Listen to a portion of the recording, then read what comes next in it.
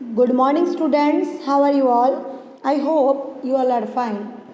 So, today I explain chapter number 4, part 3. आज हम लोग चैप्टर नंबर 4, पार्ट 3 जो है वो एक्सप्लेन करेंगे। इसमें पहले हम लोग प्रीवियस लेक्चर में देख लेते हैं कि इस चैप्टर में हम लोगों ने क्या देखा कि कितने कितने जो फ्रीडम फाइटर्स थे, जो हमारे देश के लिए बहुत लड़ाई किए थे और बहुत ही स्व इच्छा से, मतलब स्व इच्छा से उन लोगों ने खुद अपनी ज़िंदगी की कुर्बानी दी थी।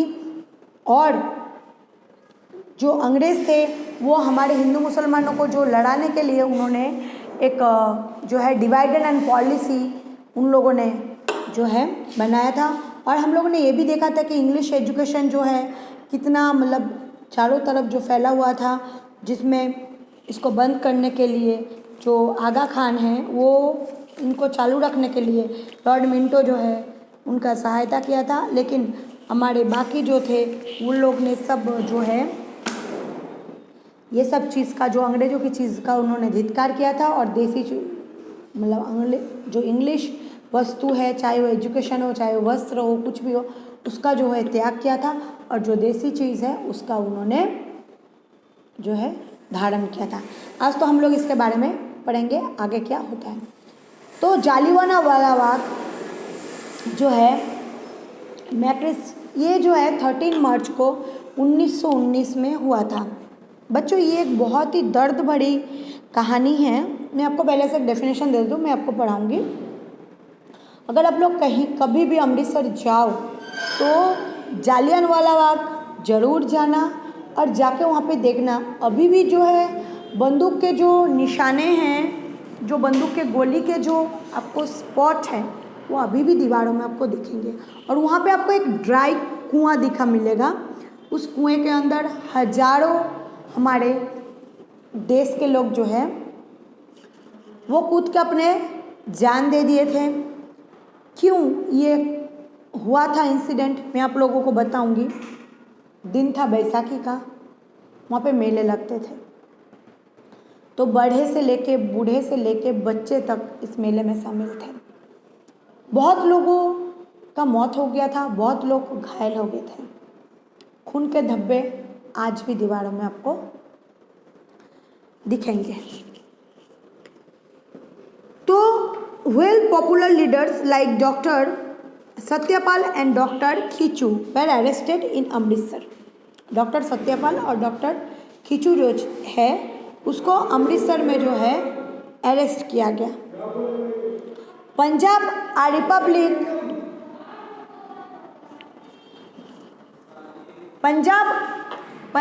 Republic gathering was organized in the जालियाना बाग इन अमृतसर। जो अमृतसर थे पंजाब में, पब्लिक जो है बहुत ही एक जगह इकट्ठा हो गया था। ऑर्गेनाइज्ड इन द जालियानावाला बाग इन अमृतसर। अमृतसर में जो है जालियानावाला बाग में इकट्ठे हुए थे। One the day of Baisakhi, मैंने अभी आप लोगों को कहा बैसाखी क्या होता है? एक पंजाबी लोगों का एक फेस्टिवल जैसा होता है। जैसे यहाँ पे नए फसल कटते हैं, अब जानते हो एग्री बेस जो है हमारे इंडिया जो है एग्रो बेस कंट्री है और पंजाब जो है एग्रीकल्चर के ऊपर ही पूरा डिपेंडेंट है। तो यहाँ पे जो है हमारा फसल जब कटता है वहाँ पे, तो उस दिन जो है जो फसल घर पे लाते हैं तो उस दिन त्योहारों की तरह मनाते हैं। तो इसको हम लोग बैसाखी के नाम से जानते हैं। तो उस दिन जो है इन लोगों को अरेस्ट किया गया। जनरल ओर्डनी Dyer reached there with his troops and without any warning. तो जनरल ओर्डनिल डायर थे, वो किसी भी पूरे अपने झुंड के साथ, पूरे गैंग के साथ वहाँ पे बिना किसी को बताए पहुँच गए। Open fire and innocent people, खुलेआम वो बंदूक से फायरिंग करने लगे। जो नादान लोग थे, जो इनोसेंट थे, जिसको कुछ खबर ही नहीं था, उन सब के ऊपर। फ्रॉम द मशीन गन से there were high walls 4 sides. आप कभी जाओगे तो देखना चारों तरफ उसके बहुत ऊंचे ऊंचे दीवार है कि कूद के भी नहीं जा सकते। इन द मिडल में वॉज एन अपोस्ट वेल अनयूज, मतलब वो यूज नहीं किया था, एक वेल जो है ड्राई वेल है। And the only way out being narrow, a number of people lost their lives in the firing. और एकदम जो है संकीर्ण गली है जिसमें से आपको निकालना, एक ही निकालने की जगह है। तो वो जो फायरिंग के वजह से बहुत सारे लोग जो है अपनी जिंदगी खो बैठे थे। According the government report, government के रिपोर्ट के अनुसार 379 पीपल जो है मरे थे और 1200 इंजर्ड हुए थे। लेकिन ये एकदम झूठ था। क्यों झूठ था, मैं आगे आपको बताऊंगी। As per the committee appointed by the Congress, ये जो कमेटी है, कांग्रेस ने कमेटी को, संस्था को अपॉइंट किया। 1000 पीपल हैड, 1000 लोग डाइड इन फायरिंग, 1000 लोग मारे गए थे इस फायरिंग में। Hunter commission investing the case of behalf of the British government defended General Dyer. जो कमीशन बिठाया गया, जो हंटर यानी जो शिकारी कहते हैं जिसको, यहाँ पे जनरल डायर को इसी नाम से उल्लेख किया गया है, उसको जो है उसके खिलाफ जो है एक कमेटी, मतलब उसको बुलाया गया इस केस में। The commission forgive Dyer considering is an innocent mistake that happened unwittingly. Commission ने कहा, कमीशन ने उसको फॉरगिव मतलब माफ़ कर दिया, ये कह के कि जो थे ये एक मिस्टेक था, उसकी गलती था, वो नादान थे और वो नहीं जानते कि इसमें इतना बड़ा घटना घट जाएगी। On the other hand when Dyer return to England, और दूसरी तरफ उसको इंग्लैंड भी भेज दिया।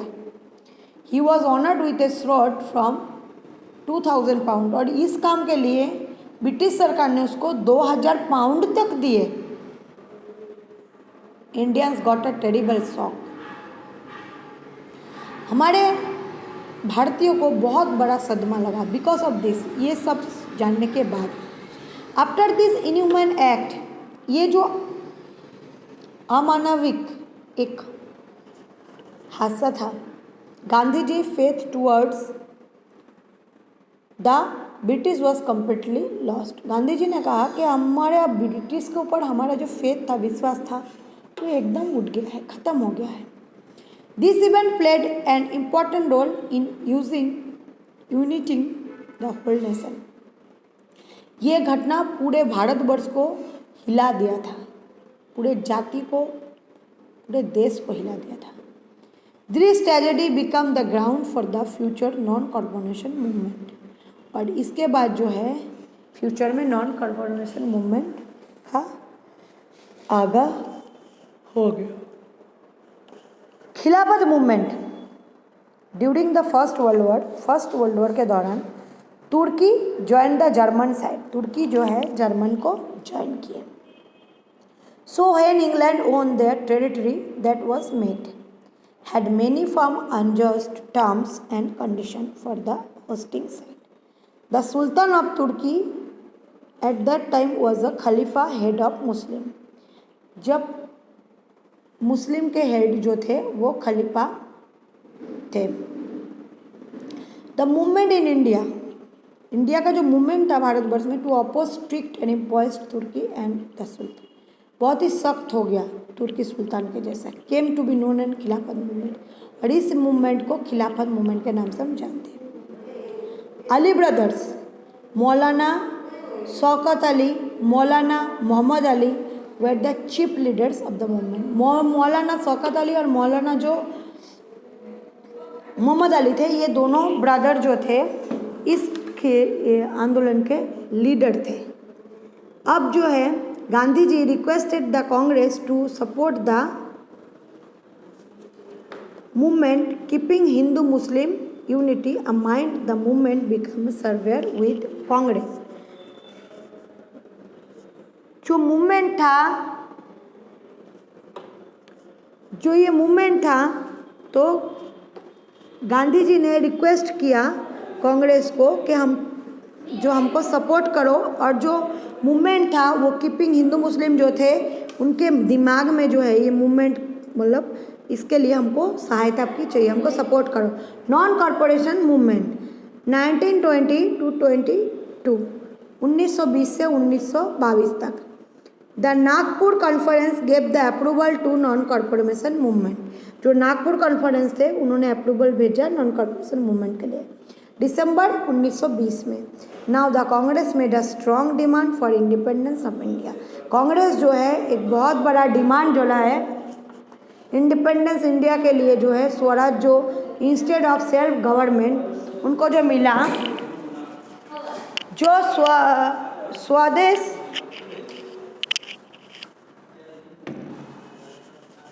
जो स्वदेशन था, मतलब under the rule of the British empire. ये जो थे ब्रिटिश जो रूल था उसके जो साम्राज्य था उसको एक ख़त्म करने का जो प्लान इन लोगों ने बना दिया था। तो ये इतना बड़ा एक हादसा था जो हम लोग कभी नहीं भूल पाएंगे, जिसमें पूरे भारतीयों को ब्रिटिश जो रूल्स थे ब्रिटिश गवर्नर के ऊपर जो है उनको विश्वास वो टूट चुके थे। तो बच्चों आपको होमवर्क में आज लिखना है नॉन कॉरपोरेशन कॉरपोरेशन मूवमेंट, खिलाफत मूवमेंट और जालियानवाला बाग एक्रेसी 2 टाइम्स, और इसके साथ साथ 20 हार्ड वर्ड्स भी आपको मुझे बताना है, ठीक है। तो बच्चों ये चैप्टर बहुत अच्छे से रीड करना, क्योंकि इसमें से जो ये जालियानवाला बाग एक्रेसी है ये एग्ज़ाम में शॉर्ट नोट्स में आते हैं, और साथ साथ ये खिलाफत मूवमेंट और नॉन कॉरपोरेशन मूवमेंट भी आते हैं।